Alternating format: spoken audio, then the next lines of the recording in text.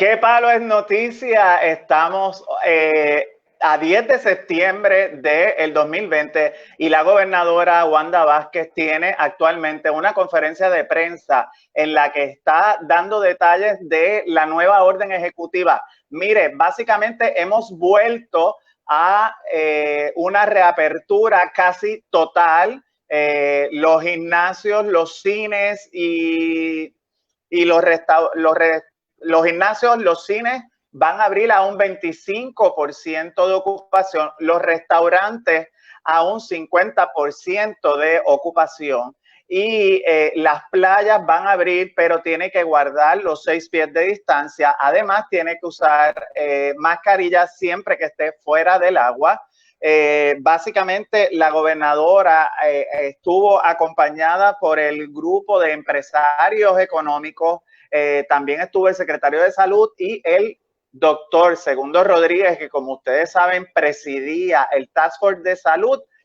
Ha ofrecido un mensaje de despedida y pasó el batón al Departamento de Salud, lo que quiere decir que de ahora en adelante están viendo precisamente la foto del momento en que Segundo Rodríguez se dirigía a los presentes allí en la conferencia de prensa en el centro de convenciones. Ya mismo vamos a conectarnos con Jesús Rodríguez García, que está en vivo allí en el centro de convenciones donde se realiza la conferencia de prensa. Detalles importantes es que la gobernadora accedió al pedido que se ha hecho precisamente del sector empresarial para que se flexibilice lo que ha sido la orden ejecutiva. Casi total, estamos abiertos ahora mismo. Como les decía, voy rápidamente a buscar aquí algunas de las anotaciones que tomé de la misma conferencia de prensa mientras la gobernadora se dirigía al público. Los paradores y las piscinas van a estar abiertas también a un 25%. La ley seca y el cierre total de los domingos se levantó. Ahora usted va a poder ir los domingos a donde usted quiera, excepto a los chinchorros, a las discotecas y a las barras, porque las barras, los chinchorros y las discotecas permanecerán cerradas. Sí va a, como les decía, gimnasios, cines y casinos. Los casinos también entran en esta apertura en un 25% de ocupación, un 25% de ocupación, casinos, cines y gimnasios. El 50% los restaurantes y las iglesias.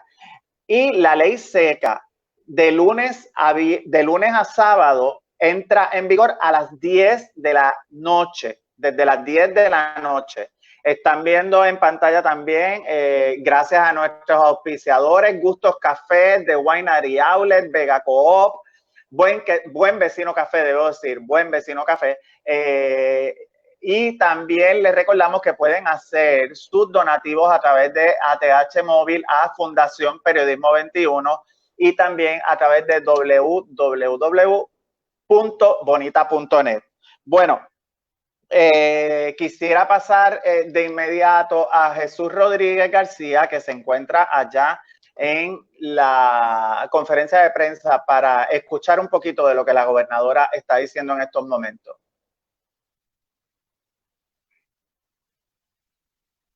O que tengan alguna situación de salud que puedan trabajar remoto, ¿verdad?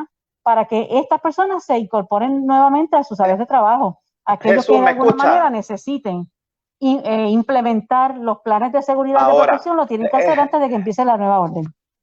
Jesús, te veo ahí con el dedo ahora.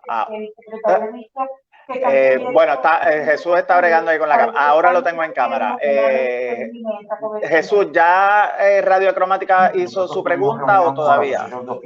Con las compañías de cuidado coordinados, tanto privadas como aquí en la conferencia de prensa, no sé si me escuchan bien. Sí, te oigo, te oigo. El costo de Remdesivir estamos en la cuando sección se de preguntas en el mercado era a la gobernadora. $4.350. Aquí En pues ese momento se ha abierto prácticamente la producción la compró el gobierno muchas de federal las cosas que y la estuvieron dispuso a través cerradas, del Departamento de Salud pero para que se pues, dieran los pacientes de forma gratuita. A partir de septiembre 1, ese creo que producto hay disminuye un en costo a serio 3.200, son 11 discrimen vials, 11 frascos que se le los dan al chinchorros, paciente durante el primer cafetines, día, barras y 9 discotecas, consecutivos, porque esos los próximos permanecerán 9 días, cerrados, con un mientras total de 10 días de restaurantes tratamiento. Así que baja permanecerán $3.200 abiertos y pueden el vender hospital bebidas tiene que hacer la alcohólicas. cubierta. Recomendamos que el hospital También recibió 150 millones de hay dólares. cierta También recibe un contradicción en 20% cuanto de a que aumento en su en el comunicado dice que las playas no se los podrá costos que reciben en el tener contexto de un sillas ni diagnóstico neveritas. Sin que tenga embargo, la código gobernadora primario presentó secundario. una De la misma gráfica del forma se está CDC contemplando dinero adicional. dice Y de la misma forma que pueden estar separados por 6 pies o demás. Si quieres, vamos a escuchar lo que se está discutiendo aquí con el secretario de Salud. Claro que diciendo que los hospitales recibieron 150 millones de dólares. Eso es para COVID. Así que si tienen un costo adicional, de la misma forma le cobran al plan médico. Y el plan médico está recibiendo, por lo menos al día de hoy, los hospitales, en el plan médico tiene que pagar un diferencial de un 20% a cualquier paciente que tenga un diagnóstico de COVID primario o secundario. Así que los hospitales recibieron 150. También el plan médico, Medicare y todos los planes le tienen que pagar un 20% de ajuste sobre el costo típico. De la misma forma, se ha dicho que a los planes médicos, los managed care companies, las compañías de cuidado coordinado, que tienen una disminución de utilización de hospitales de aproximadamente un 6% y una disminución de utilización de medicamentos en el rango de 2 a 4%, ese ajuste en favor de ellos se lo tienen que adjudicar al paciente para darle los recursos. De la misma forma se habló que el plasma, la Asociación de Hospitales hace un reclamo que no está recibiendo el costo. Nunca le cobraron el plasma. Eso es gratuito, lo paga el gobierno federal al marco de $750 por cada unidad. Así que no había ningún reclamo de los hospitales, lo hacen públicamente, no sé por qué razón, pero yo los confronté, le hago saber que eso es falso. Reciben su dinero los bancos de sangre y el plasma llega al hospital de forma gratuita. ¿Qué se le dice a los bancos de sangre? Que no pueden tener ese marco de referencia de recobro de $750 por unidad, porque ASEM lo produce por $84. Así que también se pusieron a pensar de que tienen que venir con una estructura de costos real para Puerto Rico. Esto no puede ser un negocio, la salud no es un negocio. Así que eso se le hizo claro tanto a los bancos de sangre, a las compañías de cuidado coordinado de los hospitales de Puerto Rico. Así que tienen que presentarme un plan en la próxima semana, antes que lleguemos a octubre, para saber cuál va a ser el costo por unidad de la transfusión del anticuerpo en plasma. No puede ser $750 lo que está correspondiendo el gobierno federal. No, posiblemente no sea 84 lo que nos cuesta en ASEM, que es el gobierno de Puerto Rico, pero tampoco va a ser una forma de lucro a ninguna de las entidades, sean bancos de sangre o hospitales de Puerto Rico. El paciente se tiene que proteger. El paciente que no tenga el dinero, no tenga plan médico, el gobierno de Puerto Rico va a cubrir tanto el plasma como el Remdesivir. Seguimos con el nuevo día. Bueno, buenos días, buenas tardes. Buenas Tenía tardes. dos preguntas, pero antes de pasar, quería saber si había alguna directriz en cuanto a las filas, específicamente que estaban prohibidas en la orden ejecutiva anterior, con excepción de los supermercados. Las filas van a tener la misma restricción. Cada establecimiento tiene que asegurarse de que no hayan filas y de que aquellas personas que estén esperando tengan el distanciamiento y que se sigan las mismas medidas de protección que vimos en diferentes establecimientos donde estaban pendientes del hand sanitizer, del distanciamiento, de ir limpiando. Así que ese tipo de medidas de protección tienen que continuar en esta nueva orden. Actualmente hay algunas universidades específicamente que están ofreciendo laboratorios presenciales. Han dicho que la orden ejecutiva aún vigente no estaba específicamente detallada en qué directriz incluía a las universidades, sino que estaba más detallado en cuanto a las escuelas. ¿Cuál es la directriz específicamente para las universidades que están dando algún tipo de actividad presencial, ya sea laboratorio u otra? Los estudios son virtuales. Tanto en universidad como obviamente en las escuelas debe ser virtual. De hecho, la mayoría de las universidades así lo han planteado y así el secretario de Salud lo ha dicho en más de una ocasión, que todos esos cursos deben ser virtuales a este momento. Tampoco nosotros vamos a exponer estudiantes de ninguna naturaleza. laboratorios específicamente. No, los laboratorios aparte, y eso estaba claro, ¿verdad? Que los laboratorios sí, con las medidas de protección, sí podían llevarlos a cabo. De hecho, hay investigaciones que están en curso y esas investigaciones deben continuar, no se deben afectar. Por último, gobernadora, en cuanto a la salida del Task Force médico, quería tener claro si también sale el Task Force económico, porque yo sé que el doctor Segundo Rodríguez fue más específico en decir que era como un pase de batón. Así que quería saber por qué sale en estos momentos, ¿verdad? Cuando sabemos que ha habido un alza de casos, específicamente en las últimas semanas, ¿por qué salir el Task Force médico? Bueno, estamos partiendo de una premisa equivocada. El Task Force no está saliendo. El Task Force continúa y dice presente y va a seguir trabajando como lo ha hecho desde un principio.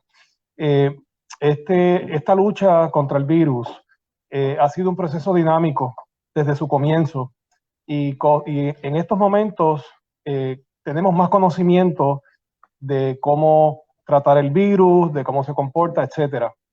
Este proceso dinámico varía y no quiere decir que no vamos a seguir trabajando. Al contrario, quiero hacer énfasis y que el pueblo de Puerto Rico esté tranquilo que el Task Force médico va a continuar trabajando con un departamento de salud que se encuentra más robusto en este momento, con una data que está mucho más clara, y continuaremos trabajando con el secretario de salud bajo su liderazgo junto con el Task Force médico y todos los demás. Así que vamos a continuar trabajando, vamos a continuar haciendo el mismo trabajo con el mismo compromiso y con el mismo deseo de servirle al pueblo.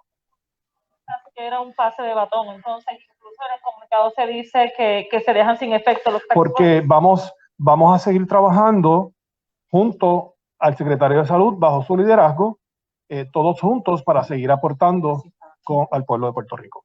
Primera.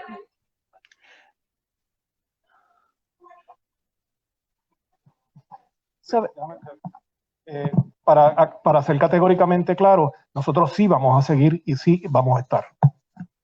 Yo quiero aclarar algo, o sea, aquí no se ha dicho una cosa y otra después. Aquí se ha dicho lo mismo, está en el mensaje, está en el comunicado de prensa. Una cosa es una orden ejecutiva que creaba un Task Force médico y un Task Force económico que se creó para asistir. ¿Por qué se creó el Task Force médico? En el momento que se crea la pandemia, es algo novel, nadie conocía, nadie sabía cómo trabajarlo, cómo tratarlo, y fue mi interés tener un grupo de médicos del recinto de ciencias médicas para que me asistieran en la toma de decisiones. Ustedes recuerdan, en ese momento había una necesidad en el Departamento de Salud donde no había, ¿verdad?, un secretario que pudiera asistirnos en ese sentido. Así que se crea el Task Force médico para ayudarme a mí. Ahora tenemos un secretario de salud que lo tenemos desde el mes de marzo, pero que está robustecido por un trabajo colaborativo con los municipios, con un contact tracing, un secretario de salud y un departamento de salud que se ha fortalecido durante todo este proceso. Obviamente el Task Force médico, ahora ellos funcionan y van a estar ayudando al secretario de salud en la toma de las decisiones, pero que no tiene que ser un Task Force médico como lo habíamos conocido estructuralmente como antes. Cuando haya la reunión para la próxima orden ejecutiva, se llamarán a los médicos, se llamarán a los componentes del Task Force económico, que son los componentes de las diferentes áreas económicas y de empresas para que puedan aportar, pero no es la estructura. Ahora ellos son los ciudadanos, ellos tienen también sus trabajos, sus profesiones que también tienen que trabajarlo, están de manera voluntaria. Así que de esa manera ellos van a continuar colaborando con el secretario en todas las decisiones que se tomen. Primera hora. Sí, buenas a todos. Gobernadora. Un momentito que el ingeniero quiere decir algo. Sí, es importante mencionar sobre el Task Force económico, sobre el Task Force médico, que nosotros desarrollamos un modelo sobre el cual se van a tomar las decisiones futuras de apertura y cierre. Y ese modelo está basado en unos indicadores que tienen elementos salubristas, epidemiológicos, y donde establece claramente bajo qué condiciones se abre y bajo qué criterios se abre, qué sectores. Así que ese modelo ya está establecido, incorpora los elementos económicos, incorpora los elementos de riesgo por sector e incorpora los elementos de riesgo del país. Así que ya al haber un modelo establecido, pues la estructura de un task force económico pues no es tan esencial, a menos que hayan algunas situaciones donde las condiciones o los datos científicos que nos llevaron a desarrollar el modelo cambien. Y seguimos asesorando al secretario de Salud, a la gobernadora y al Task Force médico desde la perspectiva económica. Por esa razón es que la estructura cambia desde el punto de vista del Task Force económico. Continuamos con primera hora. Sí, precisamente iba a preguntar por este modelo que se nos hace mención hoy, si nos pueden decir cuándo se va a dar a conocer, dónde, si va a estar disponible, accesible a todo el público, qué pasa con este modelo, pues que básicamente va a ser la guía de aquí en adelante. Lo que queremos es establecer un proceso estandarizado. Reconozcamos una cosa bien importante. Cuando empezamos en abril, los variables que le preocupaba al mundo eran pruebas y ventiladores. Posteriores, ¿verdad? La historia de esta cosa. Después vimos la situación de letalidad, mortalidad, camas de exceso, letalidad otra vez, más recientemente positividad. Después hablaron de camas de intensivo. Así que afortunadamente tenemos científicos, el grupo económico, el grupo científico, y hay que darle mucho crédito al Fideicomiso de Salud, bajo el liderazgo del doctor Rodríguez Orengo, donde se insertaron en la discusión de establecer un modelo estandarizado, estructurado, donde el país pueda verse a sí mismo en función de los indicadores, y eso se va a hacer público, ¿verdad? Ellos lo van a presentar públicamente en algún momento en las próximas horas, próximos días, pero básicamente tiene indicadores claros, categóricos, que tienen una referencia en términos de colores, tiene una referencia en términos de estadísticas numéricas para dirigir a la población de cuál va a ser la respuesta del gobierno de Puerto Rico en referencia a factores de riesgo en la medida en que aumentan o disminuyen, cuándo abrimos, cuándo cerramos. Así que de una forma predictiva, cada 3 semanas, entonces podemos dirigir al país, pero el país se va a poder dirigir a sí mismo propiamente diariamente en referencia a ese modelo. El modelo se va a revisar cada 3 semanas, y la otra cosa que hago referencia, el hecho de que hemos visto variaciones en las variables. Así que en la medida en que veamos algo distinto que tengamos que insertar en el modelo, por eso que estos modelos son, ¿verdad?, hábiles y con cierta flexibilidad, pero el modelo lo va a hacer, la presentación lo hará el Fideicomiso de Ciencias con el de Task Force Económico Daneris en el transcurso de los próximos días. Sí, la otra pregunta, gobernadora, escuchamos en estos días, antes de que de la presentación de la orden ejecutiva, Jesús, de ciertos sectores que alertaban de que estaban en una situación bien Jesús, crítica. ¿me escuchas? Lo escuchamos de turismo, hoteles, Jesús, casinos. ¿Cree que este 25% sea suficiente para mantenerlo en efecto operando? Porque lo que presentaron es un cuadro básicamente de que o hay algo o se va todo el mundo a la calle y cerramos. Y sí. Pregunto si... Sí, de hecho, en el caso de... Bueno, están escuchando a la gobernadora. Ciertamente, como dicen los cibernautas, hay mucha preocupación porque la gente sigue muriendo. Esa es la realidad y los casos siguen en aumento. El doctor Segundo Rodríguez ha dicho que él se va a mantener orientando y asesorando, pero la realidad es que él dio un paso de batón al Departamento de Salud en medio de la conferencia de prensa cuando ofreció su mensaje. Así que aunque dice que va a continuar asesorando, la realidad es que dijo que el Departamento de Salud ahora se encuentra más robusto y no hemos visto tal robustez en términos de lo que son los datos estadísticos que hay en el Departamento de Salud, porque sabemos que las muertes incluso no se reportan de las que son de las pasadas 24 horas. No, las estadísticas que se recopilan son de 10 y 15 días de atraso, igual que los casos y las pruebas. Así que estamos en medio de un proceso donde ciertamente estamos reabriendo otra vez, yendo a una segunda reapertura casi total que podría llevarnos otra vez a un retraso y posiblemente de aquí a 14 o 21 días habrá que recoger vela posiblemente nuevamente como ya sucedió la otra vez en marzo. Así que me parece que estamos todavía de nuevo en una incertidumbre, porque el propio gobierno no tiene datos precisos, y esto sobre todo cuando no se están realizando pruebas. Las pruebas, hay que realizar más pruebas, y hay que realizar pruebas incluso a personas asintomáticas. Los líderes del Partido Nuevo Progresista, en su gran mayoría que dieron positivo, eran líderes que estuvieron en contacto con las personas y eran asintomáticos, no tenían esos síntomas, supuestamente, según ellos mismos han reportado. Volviendo a la ley seca, se levanta los domingos, pero de lunes a sábado los negocios tienen que cerrar a las 10 de la noche.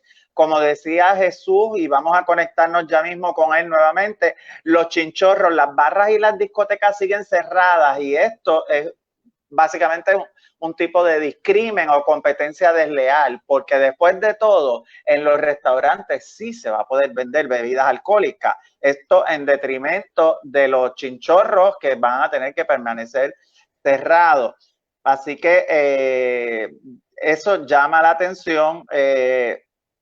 Lo otro es que los botes podrán salir al mar, pero está prohibido que se amarren. Ustedes saben que cuando la gente va a Los Cayos o a Icaco, los botes se estacionan uno al lado del otro y se amarran juntos, a veces hasta 15 botes amarrados. Pues esto está totalmente prohibido.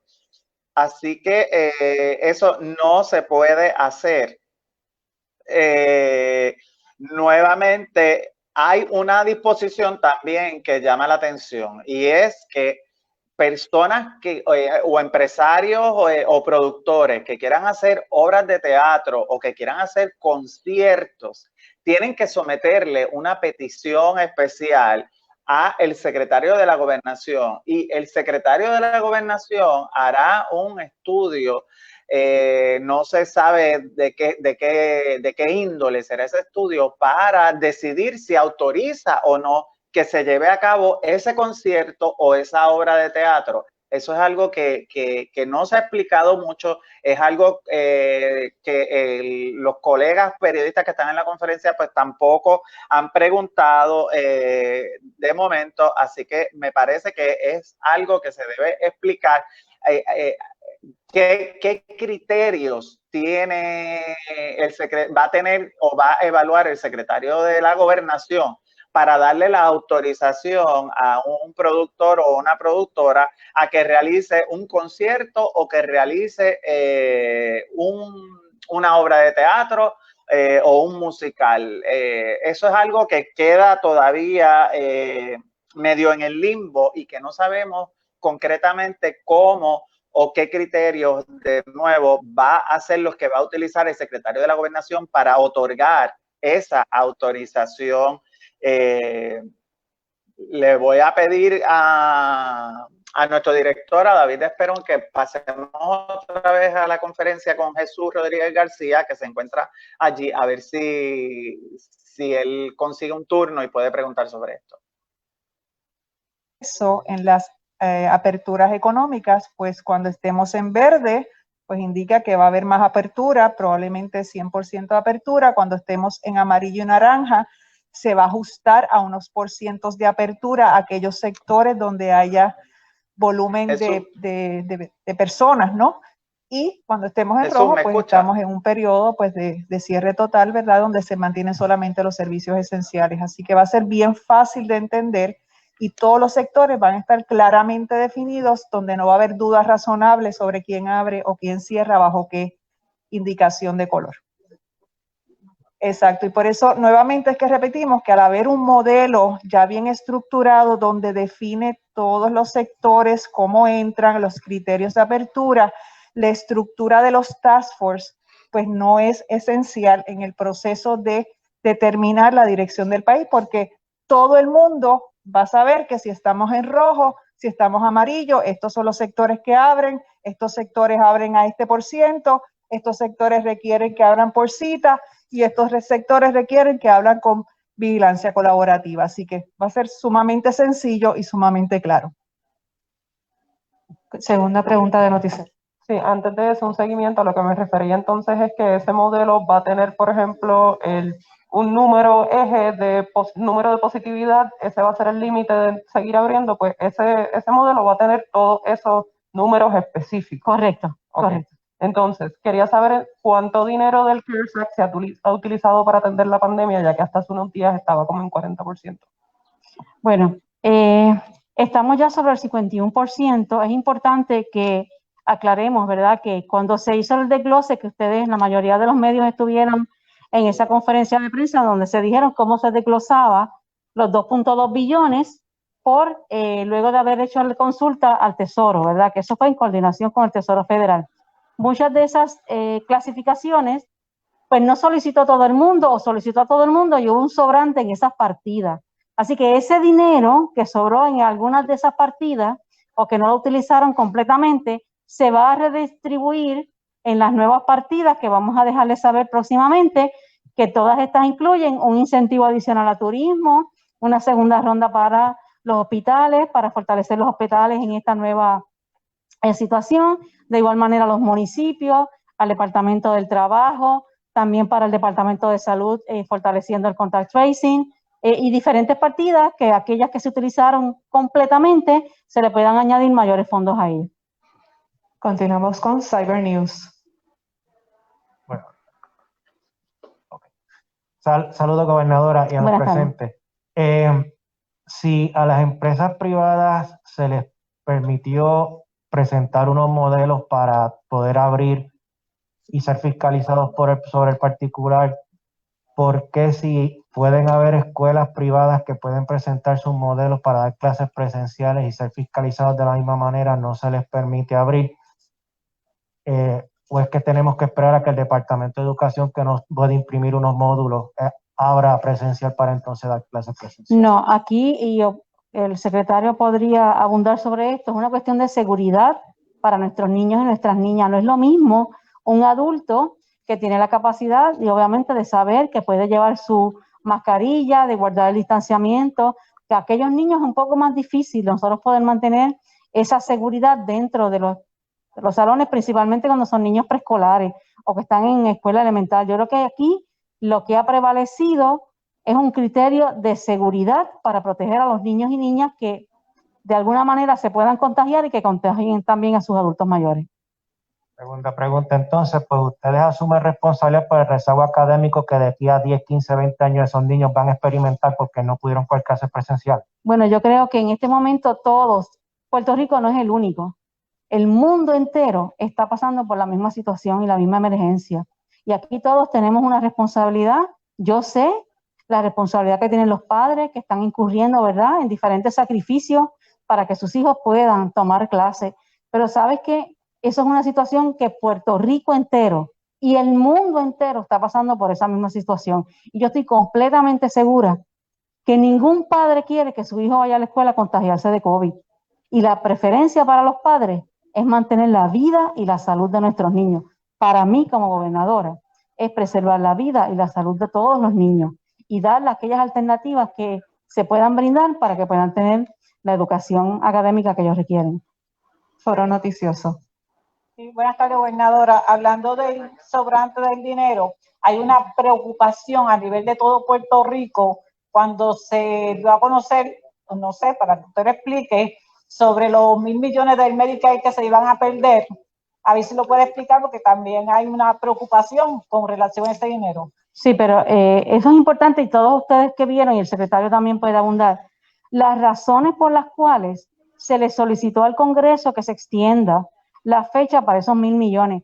Puerto Rico estuvo luchando con un COVID, donde los ciudadanos estuvieron en un lockdown, donde las personas no pudieron o no quisieron, ¿verdad?, por temor, salir a buscar servicios, donde toda la población del sur estuvo manejando una situación de terremoto, donde estaban primero salvando su vida en términos de que no tenían ni siquiera dónde vivir. Así que todas esas situaciones que vivió Puerto Rico y no vivió más ningún lugar en el mundo, que estuvo manejando varias emergencias a la misma vez, no dio la oportunidad para que estos ciudadanos pudieran buscar el servicio. Así que no es porque estuvieron guardados en una cuenta y no se usaron, estuvieron disponibles, pero obviamente para el servicio ocurrieron unas emergencias que las personas no pudieron ir a recibirlo, así que lo que queremos es que se pueda extender la fecha para que se puedan utilizar.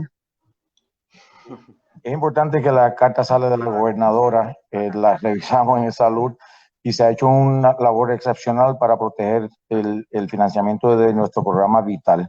500 de los millones hacen referencia a lo que se llama expansión de la población, expanded population, añadir población adicional que la gobernadora anunció que eran las 200,000, o que son las 200,000 vidas que queremos añadir en el proyecto vital.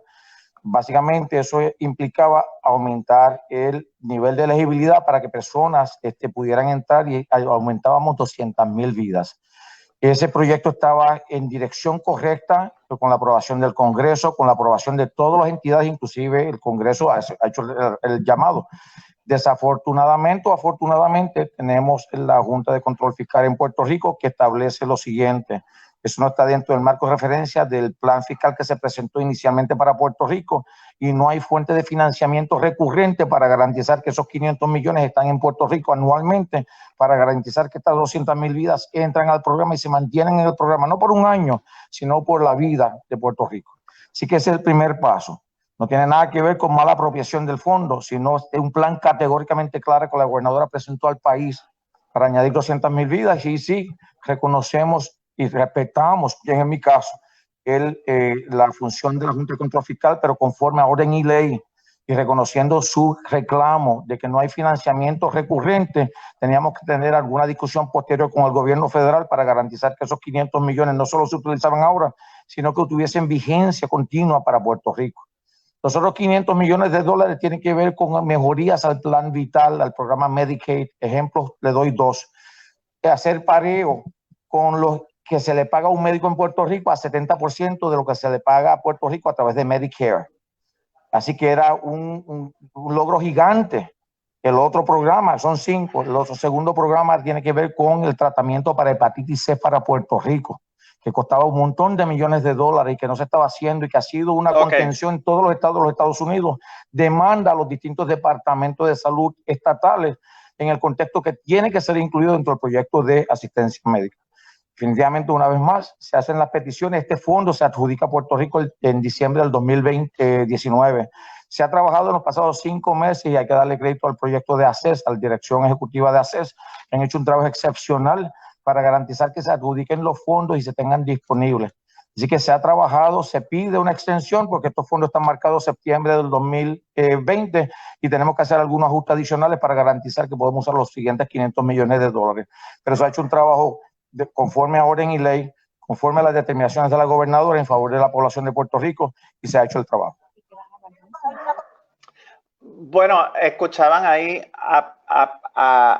al secretario de Salud hablando sobre la petición que le hizo la gobernadora Wanda Vázquez al gobierno federal debido a que ahora en septiembre se vence el plazo de $1,000 millones aprobados por el Medicaid que no han sido utilizados todavía. La gobernadora ha justificado el que no se estuviera utilizando ese dinero debido a que las personas no han podido ir a solicitar los servicios de Medicaid por la misma situación del encierro en que hemos estado debido a la epidemia que hay en Puerto Rico, sumado a las emergencias que ya hemos pasado, como los terremotos, los pasados huracanes, que como ustedes saben, también ese dinero que se envió, que las autoridades federales enviaron para la reconstrucción de hogares, tampoco han sido. Ahora va a preguntar Jesús, vamos a pasar con Jesús. Para el secretario, de los 17,248 casos positivos confirmados que se dice en la plataforma del Departamento de Salud, ¿cuántos de esos casos hoy están enfermos? Te pasaría la información con la gente del departamento. Yo no tengo esa información. Si me la pedías anterior, te la traía. Pero definitivamente no tengo esa información actualmente conmigo. Sí tenemos sobre 10,000 personas que son convalecientes, que son las listas que se están distribuyendo a través de los bancos de sangre de Puerto Rico para que puedan hacer el llamado y estos puedan ser donantes y utilizó la oportunidad no solo para ser donantes de plasma convaleciente, sino ser donantes de sangre en Puerto Rico, que tenemos una necesidad. Pero esa información existe disponible para usted y para cualquier otra entidad en el Departamento de Salud. Y de los 17.248 casos, esa es la sumatoria de todas las pruebas que se han hecho, o sea, de todos los positivos desde marzo para acá, desde que se están haciendo pruebas. Sí, ese es el número positivo que se reporta diariamente, positivos PCR, positivos serológicos. ¿Y por qué se le dice al país hay 17.248 casos positivos? Ya ahora mismo no pueden haber 17.000 porque esa gente o se murieron o superaron ya la enfermedad. Una vez más, esa es la forma en que el CDC establece la codificación del sistema. Podemos hablar de la logística, de la forma de documentarlo. Nosotros seguimos las reglas del CDC. Esa es la forma en que se reporta en el mundo, se reporta en Puerto Rico, se reporta conforme al gobierno federal. Continuamos acá con Radio Leo. Buenas tardes, gobernadora. Buenas tardes. Una vez más la pregunta, para clarificar, Bueno, escuchaban ahí al colega Jesús Rodríguez García de Radio Acromática confrontando al secretario, porque obviamente esa cifra de los 17.000 casos confirmados hasta el momento, al día de hoy son 17.248 casos confirmados para ser exactos. Y pregunta a Jesús Rodríguez García, bueno, esos 17.000 casos ahora mismo están enfermos, ¿dónde están? ¿Se murieron? ¿Se recuperaron? Pues esa estadística, acaban de escuchar, el secretario no la tiene. No conoce cuál es el estatus de estas 17.000 personas que se les ha realizado la prueba molecular que en efecto indica que usted tiene el virus, el coronavirus, el COVID-19 en su cuerpo, y él no puede identificar si estas personas ya se recuperaron, si algunos de ellos murieron, o sea, y entonces se limita a decir que así es que se ha establecido en las guías del CDC, y aquí pues seguimos las guías del CDC, y pues eso es lo que decimos entonces al público. Me parece una pregunta sumamente interesante la que hace Jesús, porque a diario el Departamento de Salud está dando estos números que, de nuevo, a ciencia cierta no sabemos dónde estamos parados en términos de los brotes.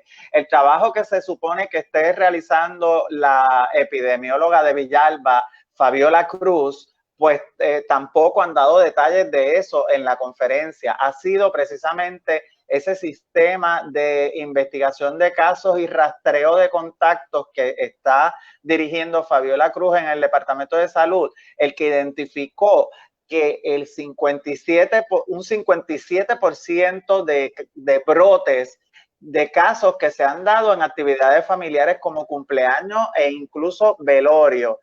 De esto, pues tampoco se habla o se emiten datos claros en la conferencia de prensa que está llevando a cabo el secretario de Salud. Me comenta Matt Scott que 30,000 buenas razones tiene el secretario de Salud, que es un politiquero. 30,000 precisamente es el salario que se gana el secretario de Salud.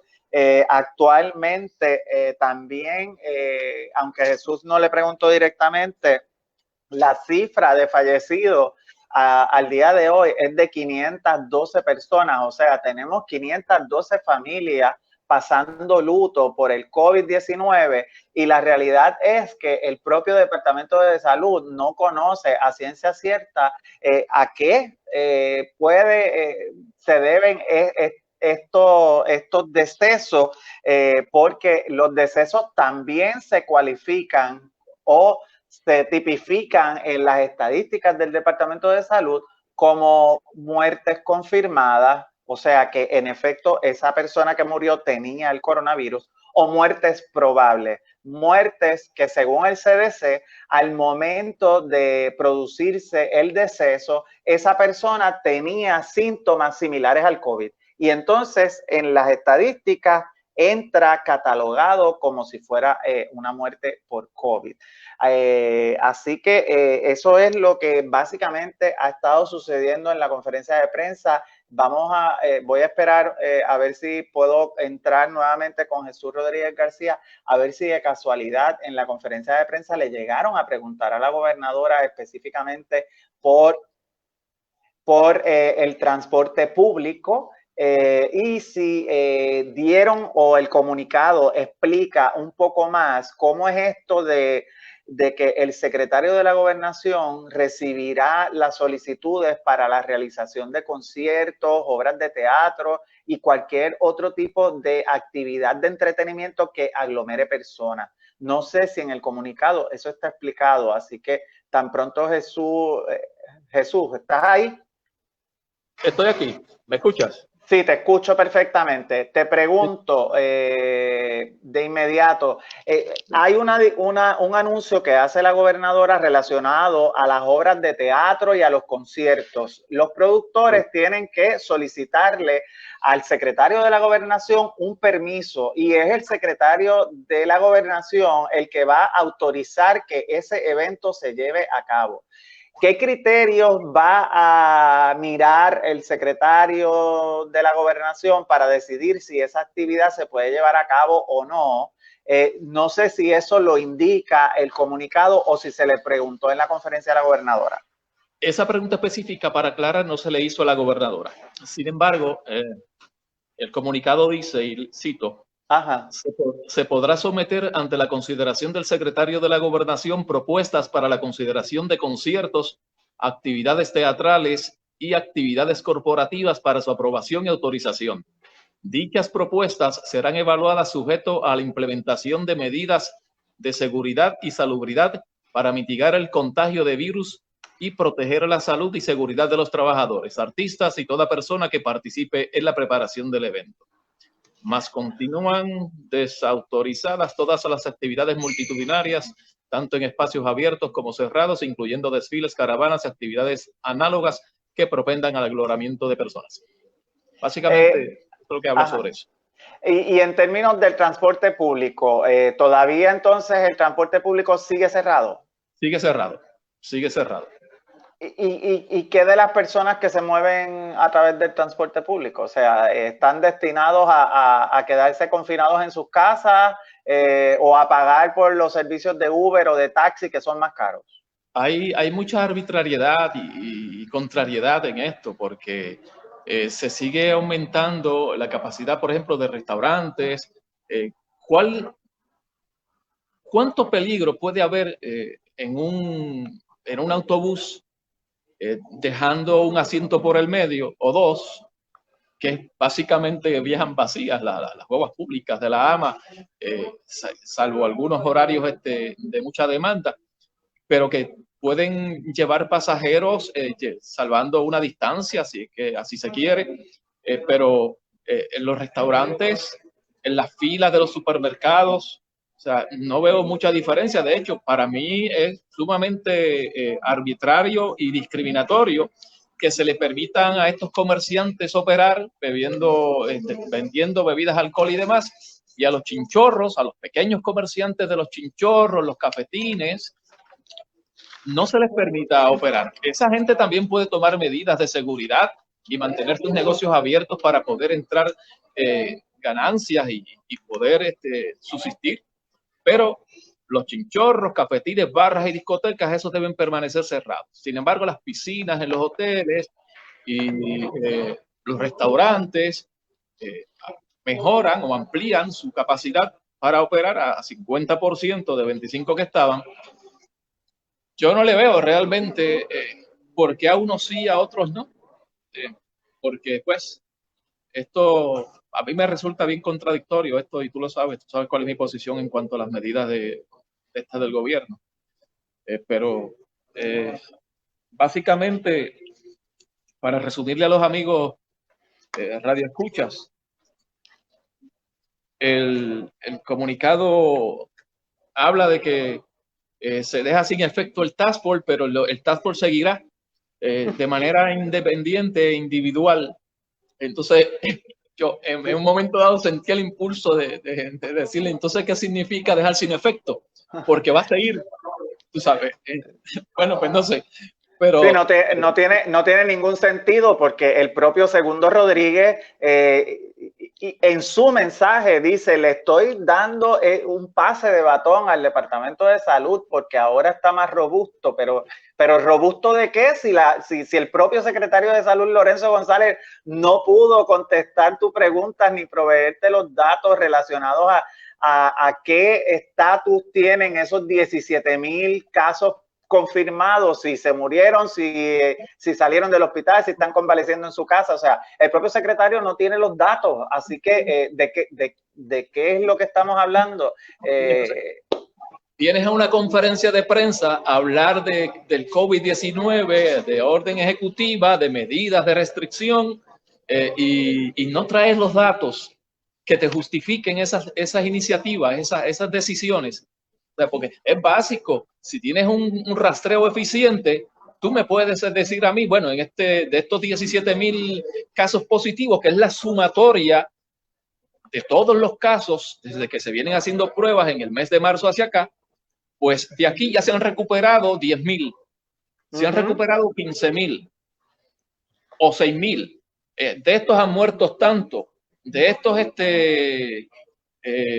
bueno, pues hay otros que están todavía convaleciendo, pero no saben decir de esos 17,000 casos positivos cuántos ahora mismo están enfermos y cuántos son los supuestos asintomáticos.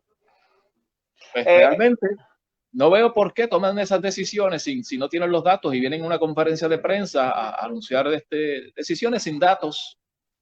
Sí, ciertamente ese ha sido el modus operandi de cada vez que se ofrece una conferencia de prensa de este tipo de orden ejecutiva donde no tienen los datos precisos, pero aún así están encerrando o abriendo de forma discriminatoria, como tú dices. O sea, ¿por qué un chinchorro tiene que permanecer cerrado y por qué los restaurantes sí pueden vender bebidas alcohólicas hasta las 10 de la noche? Eso no tiene ningún sentido. Pero bueno, también lo de las playas, que pues sí, o sea, si estás con tu familia, que guardes 6 pies de distancia, pero es que si yo estoy con mi esposa o con mi esposo, no voy a estar a 6 pies de distancia compartiendo con él en la playa o con ella en la playa, porque no tiene sentido tampoco.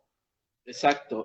De hecho, que es permitido que los grupos familiares se mantengan juntos y no guarden distancia entre grupos familiares. Y me parece contradictorio que el comunicado dice que las playas estarán abiertas para hacer ejercicios, pero no para socializar, con sillitas y neveritas. Pero entonces luego presenta una gráfica del CDC que es una separación de los grupos cada 6 o 7 pies de distancia. Pues da la impresión de que sí se puede estar en la playa, montar una silla y una neverita después que se guarde cierta distancia. Eso no quedó del todo claro porque como la limitación son 2 preguntas por medio, claro, y hay tantas preguntas por hacer que siempre se quedan, pero voy a tratar de conseguir una parte con alguien del gobierno, el secretario o algo así, de salud. Lo otro de los botes podrán salir al mar, pero entonces tampoco se pueden amarrar uno al lado del otro. Y supuestamente eso lo van a estar vigilando. O sea que aparentemente las unidades marítimas de la policía pues tendrán que estar también en el agua vigilando esto. Y no sabemos si las unidades marítimas dan abastos para atender esto. Lo cierto es que de momento hay recursos para vigilar si la gente se pone una mascarilla o no, si se pega o no un bote en una playa, en un país que siempre se ha dicho y se han quejado de que no hay suficientes recursos policíacos, de que la población policíaca pues ha mermado grandemente, que por el esclarecimiento de casos criminales son bien bajitos. Sin embargo, lo rápido que se movilizan para investigar y buscar una reunión en un municipio porque viola una orden ejecutiva, que no tienen dato empírico alguno para determinar que allí se contagió alguien. Claro, viola una determinación de la gobernadora mediante orden ejecutiva de que se prohibían actividades multitudinarias y de aglomeramiento de personas. Pero bueno, si es así, pues entonces apliquen eso al resto del país, a la criminalidad y a tantas cosas que se hacen deficientemente en el país. No sé. Sobre todo a esos casos de violación que todavía sabemos que en la manada de Añasco, los 5 violadores que amarraron, drogaron y luego violaron a esta mujer, pues todavía están libres y están exponiendo a otras mujeres a ser violadas igualmente y todavía no los han identificado, todavía no han procesado a ninguno y ya sin embargo pues tienen acusados a las personas que organizaron esta actividad en esa finca privada de Morovis. Yo veo ese caso un poco finito, habrá que ver qué se decide en los tribunales. Jesús, volviendo a la conferencia de prensa, esta ingeniera que apareció allí hablando a nombre del grupo económico, ¿quién es? ¿De dónde sale? Porque no recuerdo haberla visto anteriormente. Pues yo tampoco la había visto anteriormente y no sé quién es. Te digo, a ver si mencionan el nombre aquí en el comunicado. Vamos a ver cuando habla del Task Force. Del grupo económico, porque ella fue la que habló por el grupo económico defendiendo cómo era que se habían autorizado esas aperturas. Sí, déjame, estoy buscando aquí a ver si... No la mencionan. No la mencionan. En términos de las piscinas y los paradores y hoteles, pueden abrir, por lo menos los casinos sí hablaron directamente y los gimnasios que eran a un 25% de ocupación. En términos de las piscinas las piscinas y las áreas recreativas en hoteles y paradores, ¿eso cómo va a estar funcionando? La gobernadora entiendo que habló algo de eso. Sí, mira, para beneficio de tuyo y de los amigos escuchas, los cambios que la gobernadora trae, ¿verdad?, en esta nueva orden ejecutiva, que es la 2020-066, es que los establecimientos y lugares que en la pasada orden ejecutiva establecían que podían abrir con hasta un 25% de capacidad, como restaurantes, concesionarios de autos, iglesias y velatorios, ahora podrán atender hasta 50% de capacidad en su interior. En el caso de restaurantes con áreas al aire libre, no se limitará la capacidad de ocupación. ¿Acaso eso es más grande que una playa? ¿Un restaurante más grande que una playa? ¿Sabes? Al aire libre, o sea, a menos que no ocupen toda una calle. Bueno, pero sigo. En el caso... dice, además se podrán consumir y comprar bebidas alcohólicas hasta las 10 de la noche en restaurantes y supermercados. En ese sentido, los establecimientos como laundry, laundromat, concesionarios de autos, funerarias, iglesias, templos, mezquitas o sinagogas y los centros comerciales podrán permitir 50% de capacidad. En cuanto a la reapertura a los domingos, se podrá abrir bajo las mismas restricciones del toque de queda del resto de los días. O sea que los domingos se reabren, se acabó el lockdown de los domingos, se acabó. Exacto, el domingo abre todo el mundo como de costumbre. Con las mismas restricciones de la semana. Excepto los chinchorros. Así que veremos a ver qué hacen con Piñones, porque recuerdo que en una orden ejecutiva anterior, el secretario de Salud, Lorenzo González, criticó que los negocios de Piñones estuvieran operando los domingos, pero en la realidad es que ellos operan como un servicarro. Así que no entiendo cuál es el afán de querer discriminar contra los pequeños comerciantes y, de nuevo, beneficiar a los de Azores, a la Asociación de Restaurantes, que sabemos que son bastante igual mala paga, que lo que pagan es menos de 7.25 la hora. Mira, y en cuanto a tu pregunta, se permitirá la apertura de casinos, gimnasios, cines, áreas recreativas y piscinas con las estrictas medidas de precaución y limpieza que han establecido y con una capacidad máxima de 25% para las piscinas de los hoteles y eso. Sin embargo, como habíamos dicho, los chinchorros, cafetines, barras y discotecas deben permanecer cerrados. Las marinas podrán abrir, pero las embarcaciones no deben pegarse unas a otras. Las playas estarán abiertas para hacer ejercicios, pero no para socializar con sillitas y neveritas. En cuanto a la educación, continuará siendo a distancia. Por recomendaciones del Departamento de Salud, no deben ser presenciales para evitar que menores se contagien y luego contagien a sus padres o abuelos. Y ya, otra pregunta que me hubiese gustado hacerle al secretario era si aquí se está haciendo algún tipo de experimento para confirmar eso de que los asintomáticos contaminan o contagian. O sea, porque eso pues eso está en cuestionamiento a nivel mundial por diferentes expertos médicos de organizaciones de médicos en España, Alemania, Argentina y diferentes partes del mundo. Han puesto eso en cuestionamiento. Jesús, lo otro que te quería preguntar, y te estás moviendo y te estoy perdiendo, lo otro que te quería preguntar era por los empleados públicos. La gobernadora dice que también tienen que reportarse a trabajar. ¿A partir de cuándo y qué medidas de seguridad se han tomado en las agencias? Porque no me parece que eso lo hayan dicho. Si, por ejemplo, en las agencias precisamente el gobierno va a tener las mascarillas, los desinfectantes de mano, para que esos empleados no se expongan a ser contagiados en sus centros de trabajo. Sí, lo que habló fue bien escueto de eso. Ni siquiera aparece en el comunicado los sobre desinfectantes de mano, para que esos empleados no se expongan a ser contagiados en sus centros de trabajo. Exacto, sí, pero realmente fue bien escueto lo que ella habló sobre esas agencias del gobierno que estarían abriendo.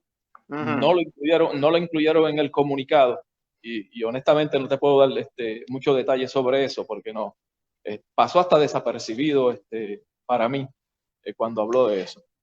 Y aunque el transporte público sigue cerrado, ¿dijeron algo sobre las lanchas de Vieques y Culebra? Todo sigue igual. Todo eso está cerrado. Todo eso está cerrado. Me preguntaron por aquí nuestros cibernautas que están conectados. En efecto, sigue cerrado las lanchas de Vieques y Culebras también. También Norma Rodríguez comparte por aquí una nota de todas diciendo que por lo menos identificaron a uno de los violadores que estaba yo precisamente hablando en el caso de Añasco. Está identificado por lo menos a través de material genético que habrá que compararlo con otro material genético que tengan en el sistema el Instituto de Ciencias Forenses, el Departamento de la Policía y el Departamento de Seguridad Pública.